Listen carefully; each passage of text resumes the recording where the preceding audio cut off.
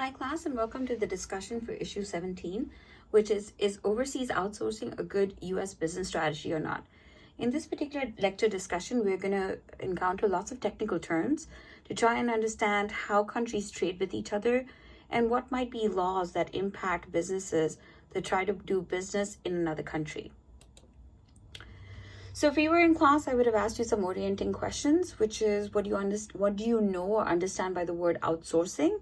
And do you think it's the same as offshoring or not? And hopefully some of you would have answered that outsourcing is whenever a company chooses to do part of its operations, not within its facility, but give that job to another organization.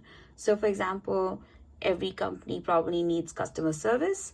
And so if you choose to not run your own customer service center and hire your own customer call center employees, and you rather give it to another call center to handle all your customer complaints, that would be an example of outsourcing, right? So it's outsourcing is that you're deciding as a company to not do every single job within your company, but to outsource certain jobs to another company that can do it better and cheaper because they're doing it at scale, which is that they're doing it for lots of different companies, and therefore the money is spread out or the cost is spread out across lots of different operations, not just yours, and that makes it cheaper. And because they've been doing it so much and they're super specialized in that, they're also able to do it better. So that's the idea of outsourcing. Now, outsourcing is not the same thing as sending jobs to another country. If you send jobs offshores, which is off your own shores of your country to another country, that would be outsourcing gone abroad, or also what we call offshoring. So again, remember, outsourcing, even though it's used as, hey, jobs have left America and gone somewhere else, that's not necessarily what outsourcing is. Outsourcing basically means that you're not doing everything within your company. You are having somebody else do part of your job, of your what you're trying to accomplish for you. And it is offshoring when that job is being sent to another country. Okay, so we would have also talked about, like, why do organizations undertake offshoring and what kinds of jobs are most likely to be offshored, and hopefully you would understand and respond that, cost is a big reason that companies choose to go to another provider, whether it's within your country or outside of your country. So if you're trying to manufacture something in the US because of labor laws and cost of living, minimum wage, it's pretty expensive to manufacture something in the US. But if you did the same thing in a country that had very different cost of living, you pay wages that are a lot cheaper, then it would be a fraction of that cost to do it over there. So that's, cost is a big reason. There are other reasons that companies outsource or offshore or go to another country. So for example, if you are trying to manufacture perfume, you want to go to the place in the world that has the best perfumeries, the best perfume suppliers, the best market and supply chain for it, which would be Paris, France. Same thing for any kind of leather goods. If you're trying to do, you want to go somewhere in Italy. So there are certain countries that have specialties as compared to other countries. And so if you're trying to do something within that space, you would want to go to the country that specializes in it. So I've mentioned probably this in class before. India has a huge focus on, everybody being educated in technical studies. So lots of people are doctors and engineers. And so if you have a bunch of engineering functions or coding or software related stuff that you need to get done cheap, and also you want to get done from people who know what they're doing because they've been doing it a long time, that would be a good place to go. Any kind of software stuff, India would be a good place to take that to. So hopefully that helps explain why countries offshore and what jobs are likely to be offshored. It used to be mostly manufacturing type jobs where you create a physical product or something, but increasingly services are also being outsourced and offshored. Okay, so let's jump into the ideas in this class. The idea behind outsourcing in general in offshoring also is that companies want to focus on their what makes them great, their core competency. So core competency is what you, or if it's your core competency, or a company, if it's a company's core competency, what they do really, really well, they want to focus on that, and they want somebody else to handle other functions that they don't do so well. So, for example, if you're a technology development company, then maybe coding is your thing and you do that really well. But you also have to pay your people, you also have to ensure that they have benefits. So maybe the HR functions is not something your company does very, very well. Now, if you have a very big company, 50, 100 employees, it makes sense to have an HR person on staff. But let's say you don't, you have a much smaller company, then you don't want to just hire an HR person for a few people. You'll end up outsourcing that particular function. Lots of companies, even much larger companies that have hundreds and sometimes thousands of employees, outsource certain functions like payroll, because there are large established companies that do things like payroll management really well. So the idea behind a lot of outsourcing is companies want to concentrate on what they think they do really well, and they want to give other mini jobs to other companies whose core competency is that job. Okay, so let's move on. Companies also, or rather countries also undertake something called free trade. In its purest form, free trade is the absence of restriction to the flow of goods and services amongst nations. This is basically a fancy way of saying if different countries exchanged goods and services with each other and did not tax each other for those goods and services, that would be an example of free trade. That doesn't actually happen. We have tariffs or taxes all the time, but in the most ideal sense, if free trade was something that countries undertook, then everybody would be able to exchange what they have plenty of for what they need, with the absence of any restrictions, and goods and services would sort of flow easily amongst nations, and we would all benefit. Free trade, according to economists, is usually really good because it leads to more and better choices for consumers and firms. It lowers prices for goods and consumers and firms. It creates higher profits, better working wages, and also creates higher living standards. Let's break this down on how this happens. So, for example, if you're trying to buy a car, and if the only options available to you were American cars, then that's only Ford, GM, Chrysler, right? I think those are the three big ones. And so if you only had those three options, then you're restricted. Whereas if you wanted a much more sportier car, or a car that really doesn't break down like a Toyota or Honda, these are Japanese cars. So you wouldn't be able to access that if trade between countries were not happening. Now, if free trade was happening, then you would be able to access any car you wanted, created anywhere in the world for the lowest price that you can get it, right? So free trade would lead to more and better choices for consumers.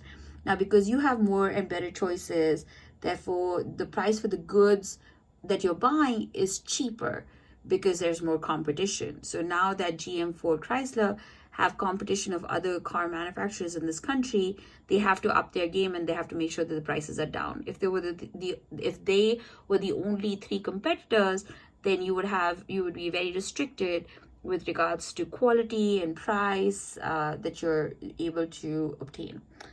Also, because you can buy something for the cheapest amount, this also allows you to keep more money in your pocket. So as an organization, if you're able to buy stuff cheaply around the world, you can then have higher profits because you have less costs. And those higher profits can translate to paying your people better, or better worker wages. You can have higher living standards for your people because you're paying them more. So this is all hopefully positives that come out of free trade. The assumptions underlying free trade is that people that live in a certain country, they can retain their means to earn a living. So what that means is we are saying that free trade between countries is a really good idea, because it, leads to more choices, cheaper products, a higher standard of living, all of that stuff. But this is all assuming that people in the country that is trading with other countries have an ability to make money or to have an income. So if all the jobs, for example, leave your country and go somewhere else, and you have no jobs available, you have no income, then there might be lots of cheap products available, but you cannot even afford to buy that, right? So the underlying assumption is people in the home country or the primary country still are able to retain some sort of job and able to afford to buy things. And if that's the case, plus free trade's happening, then they get access to the best and cheapest products and services. So why outsource manufacturing jobs at all? The reasons you might want to think about outsourcing manufacturing jobs is basic economics, right? We want to make something where it's cheapest to be made. We can't really think about economic isolation anymore, which is the idea that, hey, we're just going to close off our borders and not really trade with another country. We're going to try to create everything that we need within our borders. That might not be possible or feasible, especially for smaller countries. Like, let's say we have lots of Caribbean students in class, and let's say if your country is an island and you only have so many resources, if you didn't trade, your country would shut down, right? And so this is the truth for a lot of countries where they sort of need what other countries can provide. Even if you have a huge country like America, there might be certain resources that America falls short on. So until recently, before America started fracking, oil was in short supply, and America really needed to trade with other countries in the Middle East in order to get their hands on oil. There might be other natural resources like aluminum or certain metals that are only found in another country. So those might be reasons to have to trade with other countries because it's cheapest to get it from there. And economic isolation really isn't an option anymore. We all, as countries, depend on other countries. Firms definitely need markets to grow. So even if an organization has been very successful in the US, that doesn't mean that it can continue to just stay in the US. If you recall from class discussions, the main goal for every organization is to survive. And in order to survive, it needs to keep growing. So if you've tapped out your local home markets, you need to keep expanding for your organization to survive, because your competitors will if you won't, and they'll sort of gobble you up if you're not competitive. So overseas markets are vital, and they're critical to a company's ability to survive and thrive. When a company thrives and makes lots of profits, it can then pass on that profit or wealth to its employees, shareholder, home country, and share in the bounty. Fighting offshoring and outsourcing, a lot of people say, is like fighting the rise of industrialization. If you recall, in the early 1900s, the US underwent industrialization, and if people started at the time, people who made everything from hand or didn't want to drive a car, wanted to drive a horse and buggy, they were fighting those changes of industrialization, which is manufacturing, using automobiles, all of that stuff. They were fighting that. So, but we can see that didn't actually work out for them, right? Progress is unstoppable, whether we like it or not. Everybody is always trying to grow and not live the way we used to 100 years ago.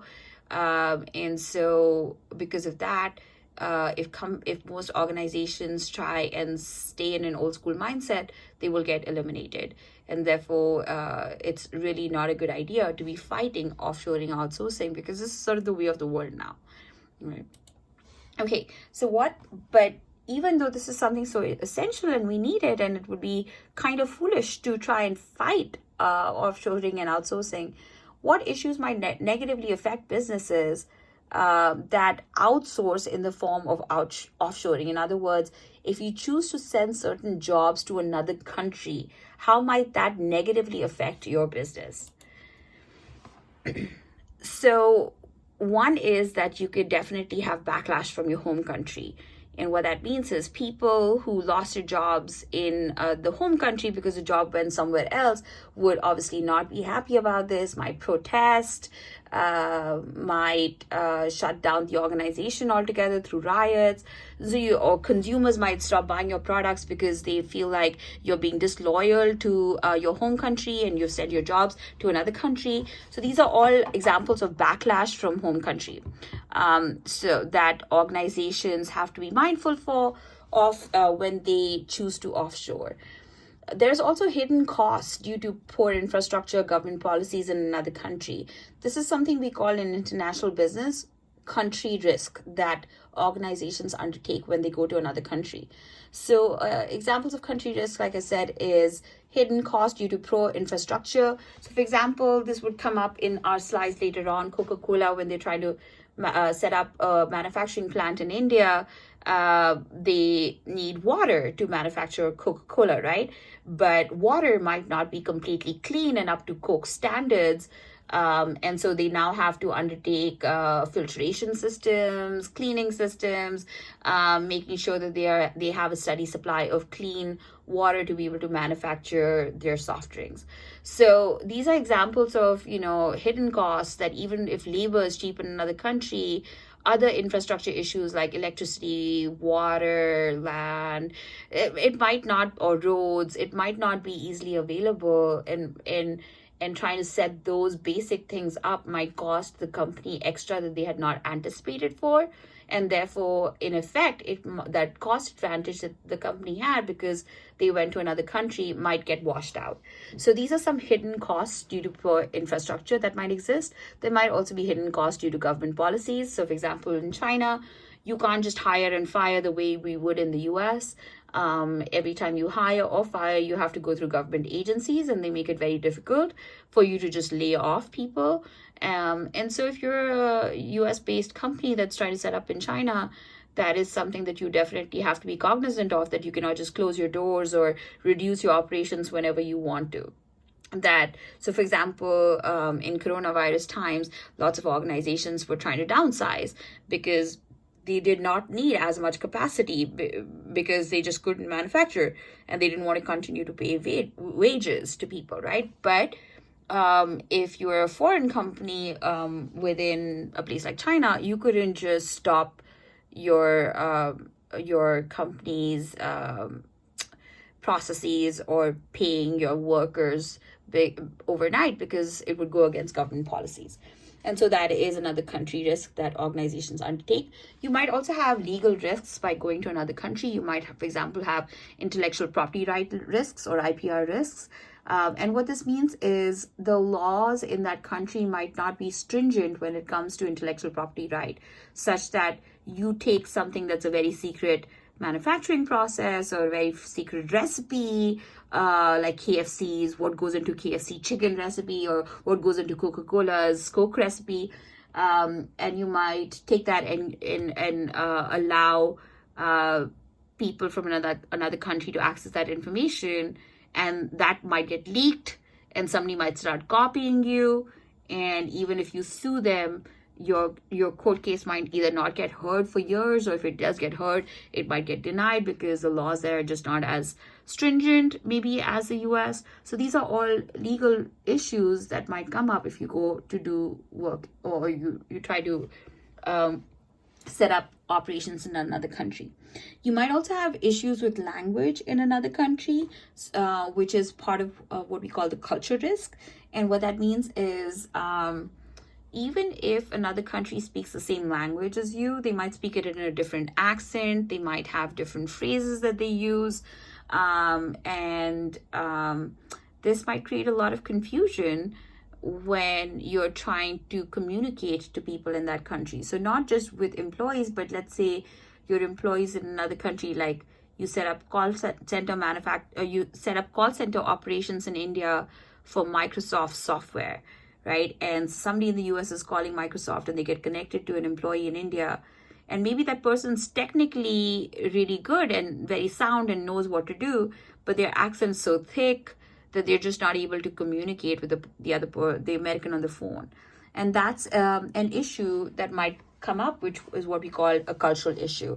There might also be issues with cultural differences in another country. What's acceptable to say, what's not, what would be considered rude, so that we don't understand. So every time we do business with another country and we offshore outsource to another country, then we are potentially having to run into these risks, such as not understanding their culture or having language barrier issues. So examples of country risks, basically a country risk is exposure to a potential loss or adverse effect on companies' operations and profitability that are caused by developments in a country's political or legal environment. This is also known as political risk. So each country has basically its own unique political and legal system, and this often poses challenges for a company's performance. So I gave you that example in China, where they have certain laws around labor. I think I've also mentioned this in class, but Russia, for example, has had past cases of not really respecting intellectual property or ownership issues. They've had issues where U.S. companies like oil companies would go set up operations in Russia, invest everything, and then once those operations were underway and smoothly running, the military from the Russian government would be sent over to just take over the operations, and it would now belong to Russians. And so these are examples of political risks that exist in a country, or that are part of the country's risk, that we undertake if we go to another country to work with them or to do international business. And so if the country is not very stable politically, it's run by a dictator, its laws are not very democratic, these are all country risks that organizations undertake in international business. So this is an example. This is a little graphic that's showing you risks in international business. We've talked about some country risks, such as harmful or unstable political systems, laws that are unfavorable to foreign firms, underdeveloped legal systems, bureaucracy, corruption, ethical issues, government intervention, protectionism. So these are all examples of country risks that arise. We're also going to talk about some cross-cultural risks. Other risks that exist are currency risks, which is fluctuation of currency risks, and other commercial risks that exist in international business. We're not going to cover those two, though. Let's just focus on country risk and culture risk. This graph is showing you a bar chart of the country risks in different countries. Now, this graphic is from almost 10 years ago. So, some of this has changed somewhat. Some countries have become more risky to do business in. Some countries have become less risky to do business in because they have become more developed. So India, for example, will probably become a little less risky to do business in. Places like Russia may have become more risky to do business in. Venezuela, the risk has definitely gone up even further. Excuse me. So the different countries have different risk involved in doing international business with them. This is a more updated version of that graphic. This is as of 2016, global risk for doing business by country. And so this is basically showing whether it's economic, societal, environmental, political, geopolitical, or technological. What is the risk based on color doing business with each of these different countries? So, for example, in India, there's an economic risk because there might be issues with currency or energy. In places in East Africa, there might be issues with societal risks such as failure of urban planning or food crises, for example. Over here, there might be geopolitical risks because of dictatorships and failed governments. So there's different risks based on different countries.